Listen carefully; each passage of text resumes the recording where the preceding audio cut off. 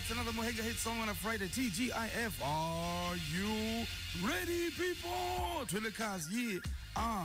Jaribu kuguess ni nani. Mimi naomba guess isiwe nice. Mimi na sasa sofa mbona nacheka? Amna. Wataniua.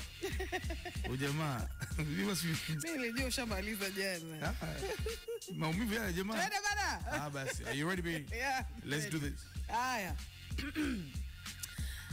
Alizaliwa mkoa wa Mtwara, Tanzania. Akiwa bado mdogo, familia yake ilihamia Dar es Salaam ambako alikulia mtaa wa Ilala, mojawapo ya sehemu zilizojaa sauti, vuguvugu la burudani na misisimko ya ndoto kubwa. Katika shule za msingi na sekondari alijulikana kwa kipaji chake cha kuandika mashairi yenye ujumbe mzito, na mara kwa mara alikuwa kinara wa maonesho ya vipaji, yani talent shows, na ushairi wa kizalendo. Safari yake ya muziki ilianza rasmi mwishoni mwa miaka ya 90 alipokuwa sehemu ya kundi la wasanii wa mtaani waliotambulika kama South Side Clan. Baadaye alijitosa pekee kwenye tasnia ya muziki na kujiunga na mkusanyiko wa wanamuziki mashuhuri wa Pwani ya Mashariki, ambapo alikuzwa kisanaa na kujifunza kuwa muziki unaweza kuwa biashara, daraja la jamii na silaha ya mabadiliko. Aliwavutia wasanii wa juu na kupewa nafasi za dhati kwenye nyimbo zenye ujumbe na ushawishi mkubwa. Ndio. Miaka michache baadaye alikuja na kazi moja ya kipekee, kazi iliyoimbwa kwa sauti ya matumaini lakini kwa biti ya mtaani. Katika kazi hii hapa aliamua kuzungumzia kundi ambalo lilionekana kama watazamaji tu wa mafanikio ya jamii, yani mabinti wanaojituma.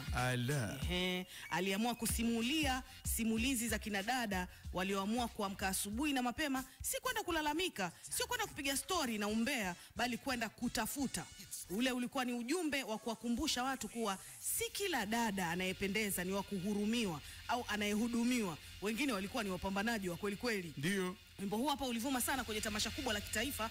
Radio nyingi zilifanya mistari yake kuwa salamu ya kila asubuhi, na wanawake wengi walihisi kama hatimaye walipata sauti yao kwenye beat ya hip hop. Independent.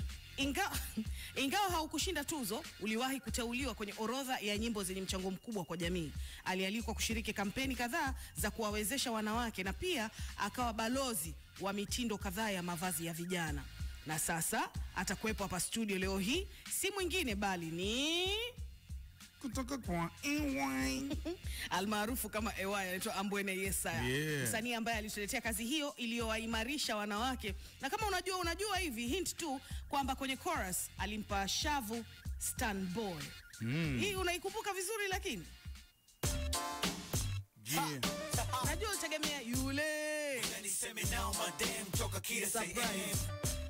Kutoka kwa EY. Ndio Mohenga hit song ya leo. Amna tuma nauli. Amna tuma nauli nzizo.